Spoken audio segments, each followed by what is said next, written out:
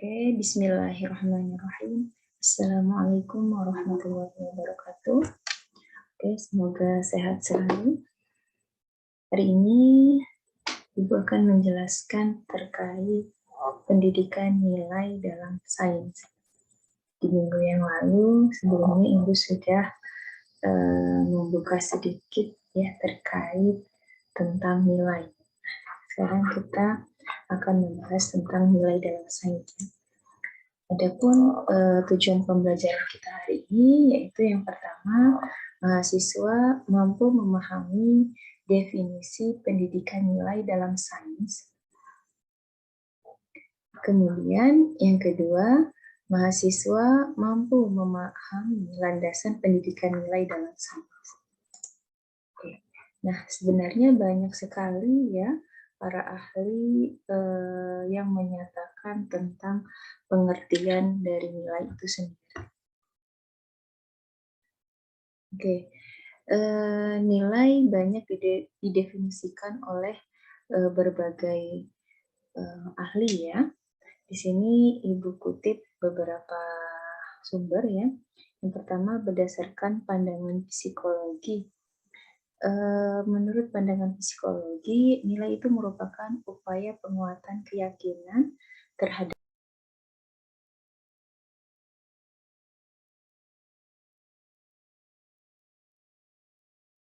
kebenaran, kebaikan, keindahan perilaku beserta didik. Ya. Sedangkan menurut Gordon Alford, ya, keyakinan yang membuat seseorang bertindak atas dasar pilihan. Nah, dalam pendidikan tentu saja pilihan yang diharapkan adalah nilai-nilai yang sesuai dengan tuntunan yang ada, baik yang berlaku dalam masyarakat maupun dalam ajaran agama. Ya, kemudian menurut Cooperman ya, ahli sosiologi mengatakan bahwa nilai merupakan patokan normatif yang mempengaruhi manusia dalam menentukan pilihannya di antara cara-cara tindakan alternatif. Oleh karena itu, pada satu sisi kemajuan di bidang pendidikan menghasilkan manusia yang cerdas. Nah, itu dibuktikan dari pesatnya perkembangan ilmu pengetahuan dan teknologi. Nah, tetapi di sisi lain terjadi pergeseran nilai, sikap, maupun moral yang tidak lagi menghargai martabat manusia lainnya. Banyak sekali ya orang-orang yang sukses hidupnya, baik itu dengan jalan yang cepat atau jalan yang pintas, namun dia merugikan banyak orang, tidak menghargai orang lain, bahkan hilangnya nilai-nilai kemanusiaan. Nah, ini berarti dalam pengembangan pendidikan ada sesuatu yang salah, di mana pendidikan hanya menekankan di area ya kognitif dan psikomotorik semata, dan kurangnya perkembangan afektif atau sikap yang menyebabkan hilangnya suatu sistem nilai dalam pendidikan itu sendiri. Nah, mungkinkah dalam pembelajaran sains itu dapat ditanamkan pendidikan nilai? Itu akan menjadi pertanyaan ya. Mungkinkah dalam pembelajaran sains itu dapat ditanamkan pendidikan nilai? Kemudian, apakah sebenarnya pendidikan nilai dalam sains? Tadi ya, nilai tadi secara garis besar merupakan suatu patokan normatif ya, yang mempengaruhi manusia dalam menentukan pilihannya untuk menentukan tindakan-tindakan alternatif. Oke, selanjutnya. Nah, kemudian yang kedua, pengetahuan memiliki nilai-nilai. Jadi pengetahuan itu sendiri memiliki nilai tertentu. Ya, di sini ada 6 yang Ibu tuliskan, nilai etika dan estetika, kedua nilai ekonomi, ketiga ada nilai sosial, keempat nilai psikologis, kelima nilai religius, dan yang keenam adalah nilai intelektual. Oke, kita bahas satu persatu. Yang pertama, nilai etika dan estetika. Dari sains itu terletak pada sistem yang menetapkan bahwa kebenaran objektif pada tempat yang paling utama. Nah, maksudnya apa? Maksudnya di sini adalah kebenaran objektif merupakan suatu kebenaran yang dapat diuji kebenarannya melalui realitas empirik, ya, melalui data. Adapun proses sains dalam etika dan estetika itu sendiri dianggap suatu latihan meresapkan dan menghayati nilai-nilai itu atau nilai keilmuan itu sendiri. Ya.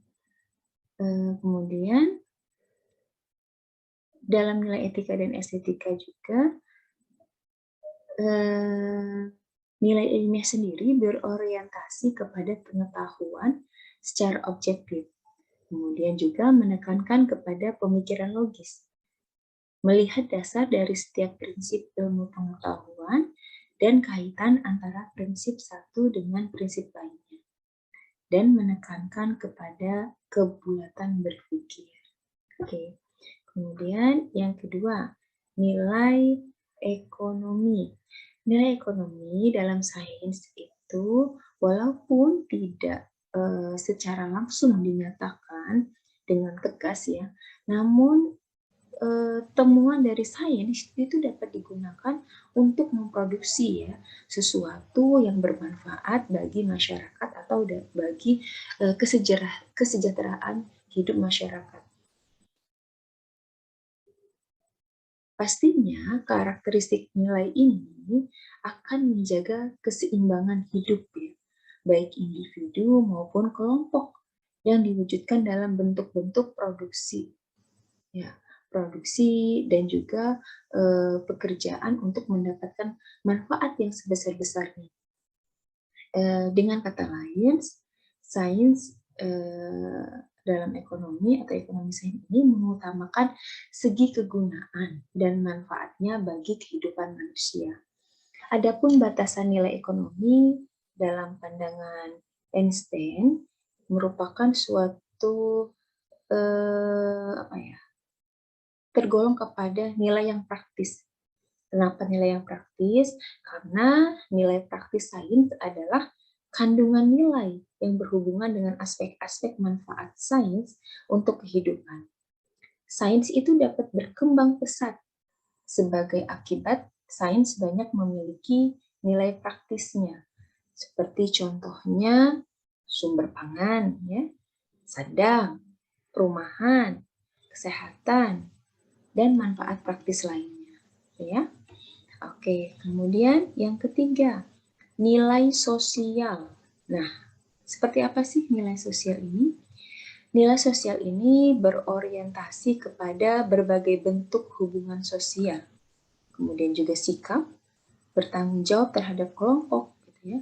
Kemudian sikap loyal, gitu, bersedia berkorban, dan juga mampu berpartisipasi dalam kehidupan sosial. Sikap sosial pada diri seseorang itu akan muncul jika ia merasakan kebutuhan pentingnya orang lain terhadap keberadaan dirinya. Dengan kata lain, nilai sosial itu terbentuk oleh rasa saling membutuhkan satu sama lain.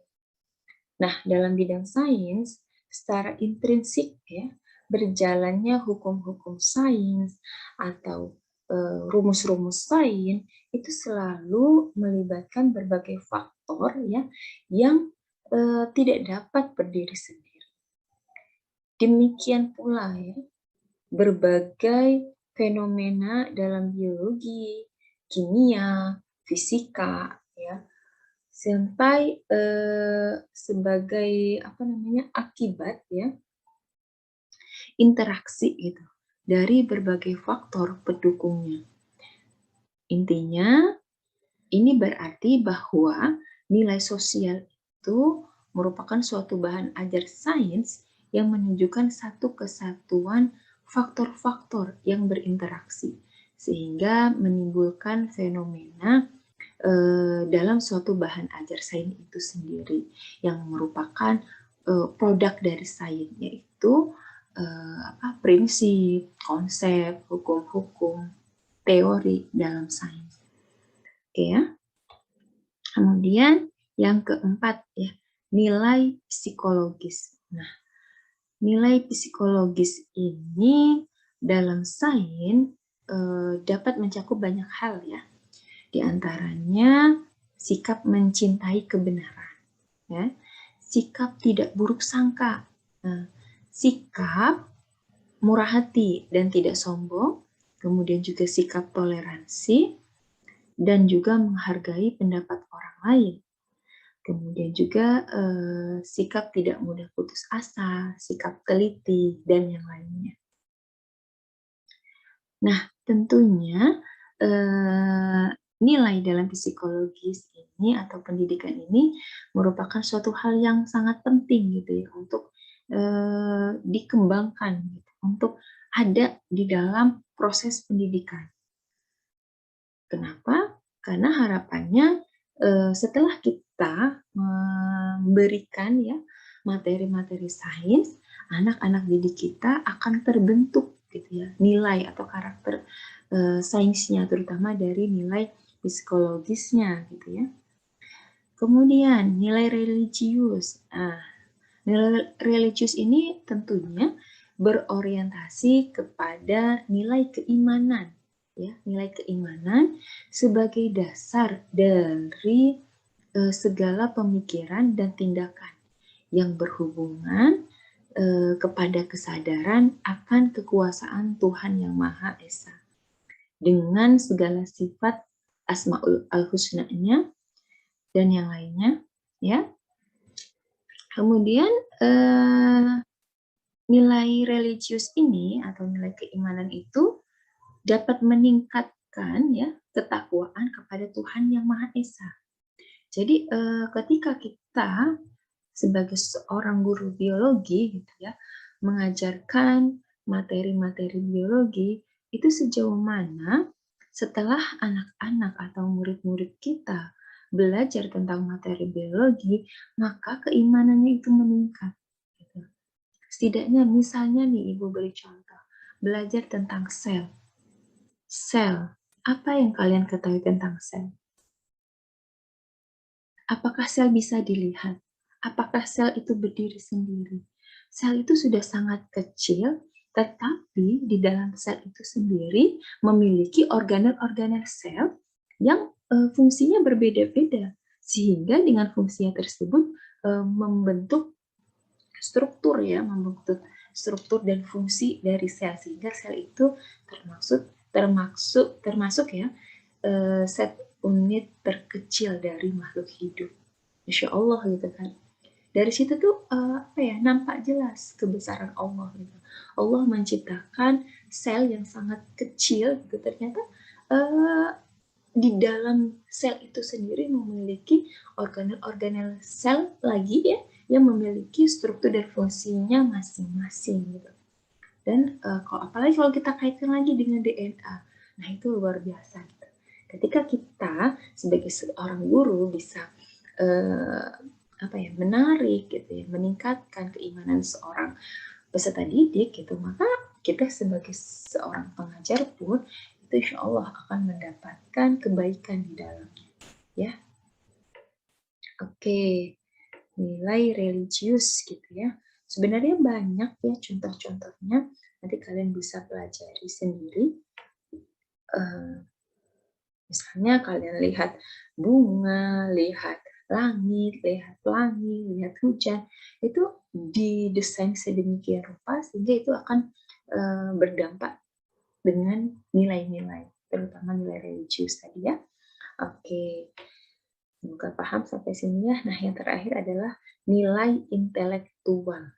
Apa sih nilai intelektual? Nilai intelektual atau nilai kecerdasan ya. Ini merupakan suatu kandungan nilai yang mengajarkan kecerdasan seseorang dalam menggunakan akalnya untuk memahami sesuatu dengan tidak mempercayai mitos-mitos ya, tetapi agar kita itu lebih bisa berpikir ya secara hot, stakeholder thinking skill-nya itu terasah. Ada apa saja sih keterampilannya? Keterampilan kritis, keterampilan kreatif, kemudian keterampilan memecahkan masalah, kemudian keterampilan menganalisis, gitu ya. Sehingga kita bisa menggunakan kemajuan sains ini berkembang gitu ya, berkembang sesuai dengan nilai intelektual dari sains itu sendiri. Dengan mengembangkan nilai intelektual, suatu bahan ajar sains dapat dianalisis suatu kelemahan maupun kelebihannya untuk meningkatkan bahan ajar tersebut. Jadi ini bisa bisa masuk atau include ke dalam bahan ajar yang direncanakan oleh guru. Jadi disesuaikan juga dengan materi-materi yang akan disampaikan. Jadi materi ini apakah bisa menonjolkan nilai yang mana nih dari keenam? Oke, gitu ya.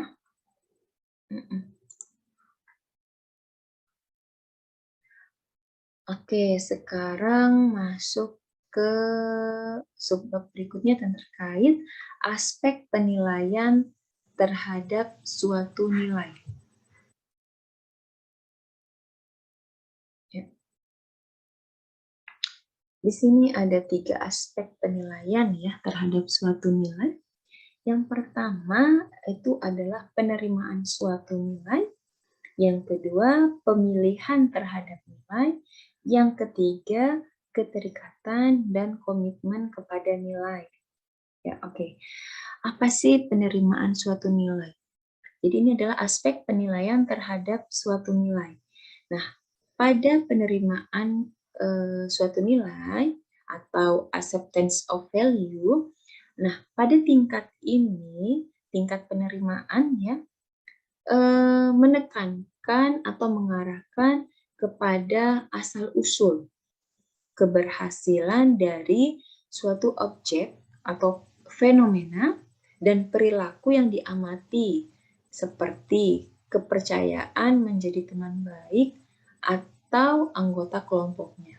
Nah, dalam hal ini, sesuatu dipandang bernilai apabila seseorang setelah mengamati, gitu ya, kemudian diamati, dipelajari, kemudian ia bersikap menerima atau menyetujui gitu ya, terhadap suatu nilai.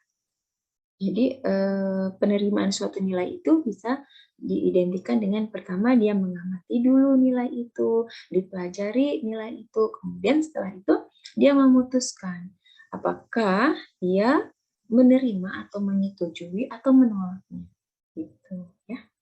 Kemudian aspek penilaian terhadap suatu nilai yang kedua yaitu pemilihan terhadap nilai. Pemilihan terhadap nilai di mana pada tingkat ini seseorang itu berusaha menginginkan dan mengikuti ya suatu nilai yang dianutnya untuk dapat melaksanakan nilai-nilai tersebut gitu. Kemudian yang ketiga, keterikatan dan komitmen kepada nilai. Nah, tingkatan yang menunjukkan tampilan perilaku dari suatu nilai yang dipegangnya. Dan kemungkinan itu akan memperluas pengembangan dirinya terhadap nilai tersebut. Jadi di sini sudah memiliki keterikatan, punya komitmen, sehingga ketika kita sudah terikat, punya komitmen, otomatis kita mencintai ya. Sehingga nilai yang kita cintai tersebut akan teraplikasi gitu, akan keluar menjadi suatu inner beauty gitu, inner beauty dalam diri kita gitu. Jadi otomatis akan teraplikasi. Oke. Selanjutnya semoga bisa dipahami ya. Nah, Ini sedikit ya, ada 6 faktor yang mempengaruhi komitmen terhadap suatu nilai gitu ya.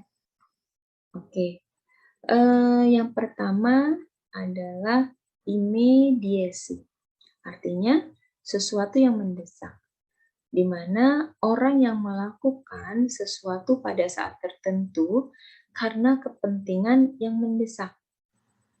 Dan nilai yang dianutnya sebenarnya tidak sesuai dengan perilaku saat itu, ya. Kemudian yang kedua austerity, ya. Austerity, apa itu austerity? Kepuasan diri, ya. Kepuasan diri, di mana seseorang itu ya berprinsip untuk memuaskan keinginannya dengan menghabiskan apa yang ada dalam diri dia, gitu ya. Kemudian authenticity artinya rasa kesadaran yang dikalahkan oleh kuasa orang lain. Kemudian open-ended, ya, keterbukaan ya, di mana faktor ini memperlihatkan keterbukaan yang begitu luas sehingga sulit akan kepastiannya. Kemudian otonomi maksudnya di sini adalah tanggung jawab ya, tanggung jawab yang seringkali mengalahkan kepatuhan dan kesadaran diri. Nah yang terakhir reference, artinya referensi ya ini. Hal-hal yang menyangkut kesenangan, cinta, kepercayaan yang dapat mengalahkan kesadaran dan kepatuhan dari seseorang. Oke, nah sekarang ini poin yang kedua tadi ya, tujuan pembelajaran yang kedua, yaitu mahasiswa mampu menjelaskan tentang landasan pendidikan nilai dalam pembelajaran sains ya. Oke, di sini ada beberapa landasan ya, kita bahas satu-satu.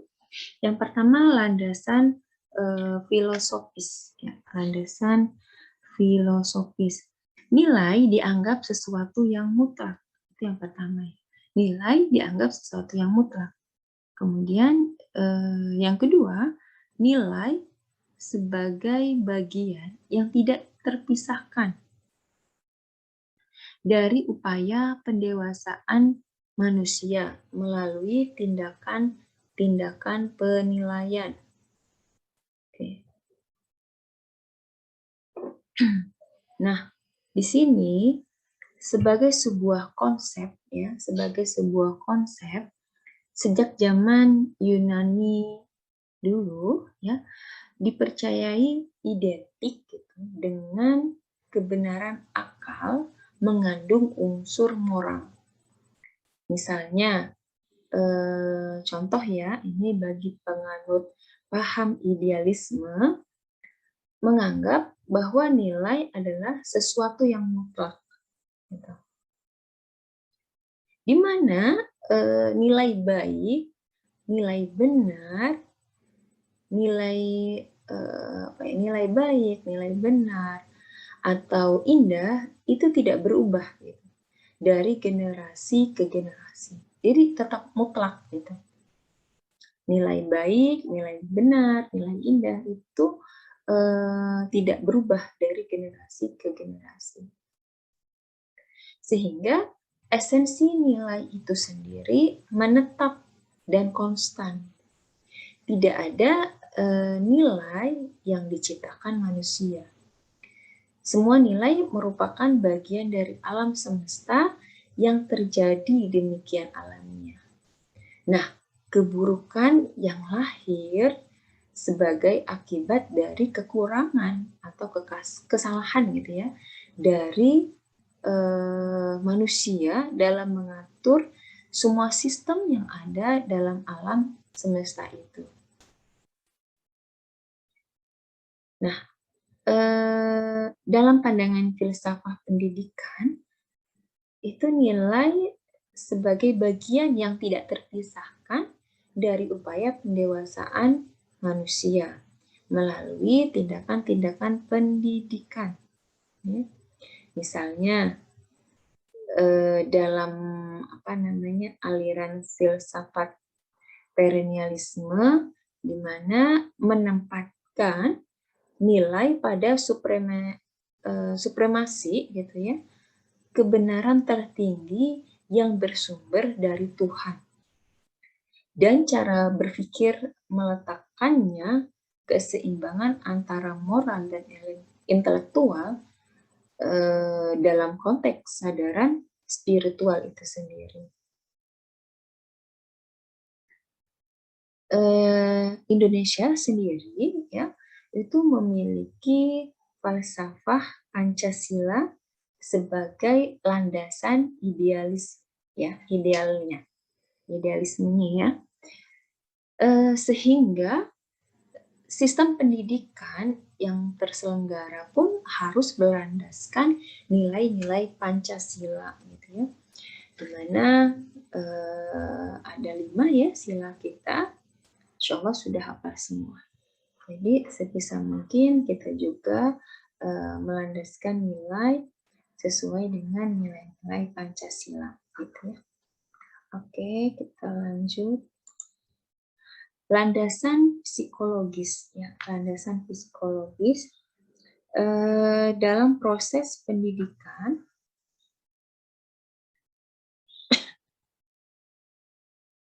Ada 3 aspek yang ditanamkan ya, di mana ada kognitif, afektif, dan psikomotorik gitu ya. Pasti kalian sudah belajar gitu ya terkait ini. Ada kognitif, afektif, psikomotorik. Di mana ketiga aspek ini harapannya gitu ya dalam proses pembelajaran ketiga-tiganya diukur gitu ya. Dilihat gitu hasilnya bagaimana setelah kita mempelajari, memberikan ya materi-materi biologi, kognitifnya seperti apa, afektifnya bagaimana, psikomotoriknya seperti apa, bagaimana kondisi ya ketiga aspek ini sebelum dilakukan penerapan pembelajaran dan setelahnya, seperti itu ya. Nah, adanya integrasi ketiga aspek ini itu ternyata menimbulkan aspek kreativitas yang sangat diperlukan dalam pembangunan.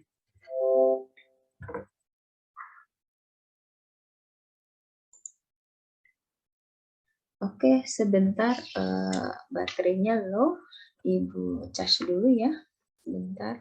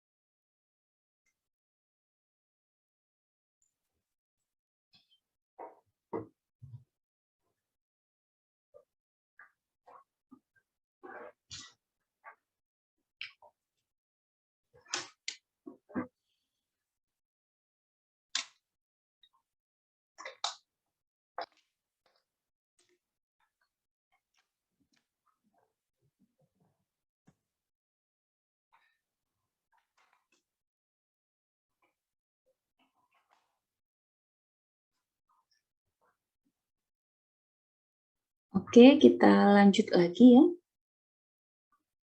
Kita lanjut lagi tadi sampai landasan psikologis ya. Nah, untuk mengembangkan ketiga ranah pendidikan tersebut ya, tadi ada kognitif, afektif, dan psikomotorik, maka perlu dikembangkan keterampilan dasar kerangka berpikir ya menurut Bloom dan Guilford ya, mencakup kelima hal ini ya, causation, transformation, relationship, classification, qualification. Kita bahas satu-satu ya. Causation, nah ini merupakan meneliti sebab akibat, kemudian mencakup meramalkan, kemudian juga menyimpulkan, dan mempertimbangkan serta mengevaluasi. Oke, kemudian transformation. Di sini transformation ini artinya menghubungkan karakteristik yang diketahui dengan yang tidak diketahui. Kemudian membuat pengertian-pengertian seperti membuat analogi gitu ya. Kemudian juga menginduksi logis. Kemudian yang ketiga relationship ya, relationship. Di sini menemukan operasi-operasi yang teratur seperti berupa pola-pola, bagian-bagian dan keseluruhan ya. Kemudian menganalisis dan sintesis, kemudian membuat urutan dan jenis serta membuat deduksi logis. Oke. Kemudian classification. Dalam hal klasifikasi, di sini kita menentukan kualitas-kualitas umum dalam upaya mengorganisasikan benda-benda menurut bentuk karakteristiknya berdasarkan persamaan dan perbedaan atau hubungan atau yang lainnya. Contohnya menelaah dan yang lainnya ya. Kemudian yang terakhir qualification ya. Di sini kita menganalisis karakteristik yang unik dari setiap objek yang dipelajari. Contohnya kita mengidentifikasi definisi-definisi ya, fakta dan mengenalkan masalah-masalah dalam pembelajaran. Oke. Yang selanjutnya, yang ketiga ya, landasan yuridis. Landasan yuridis. Dalam Undang-Undang ya, Sistem Pendidikan Nasional, Pasal 3, pendidikan nasional berfungsi mengembangkan kemampuan dan membentuk watak, serta membentuk peradaban bangsa yang bermartabat dalam rangka mencerdaskan kehidupan bangsa. Berkembangnya potensi peserta didik agar menjadi manusia yang beriman, bertakwa kepada Tuhan Yang Maha Esa, kemudian berakhlak mulia, sehat, berilmu, kreatif, cakap, mandiri, dan menjadi warga negara demokratis dan bertanggung jawab. Gitu ya. Jadi di dalam kurikulum itu disusun nilai-nilai ya, terutama tadi dijelaskan ya nih, bertakwa kepada Tuhan Yang Maha Esa, meningkatkan akhlak mulia, sampai sini ya bertanggung jawab. Nah,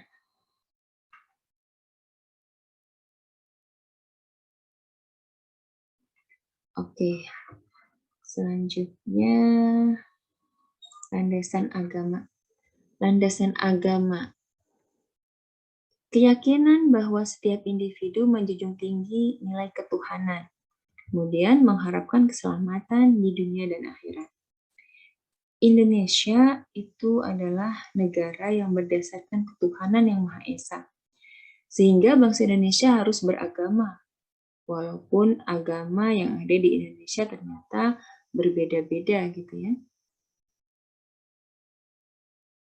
Di mana setiap ajaran agama itu melarang pemeluknya dalam hal perbuatan yang jahat, bahkan menganjurkan kepada perbuatan yang baik.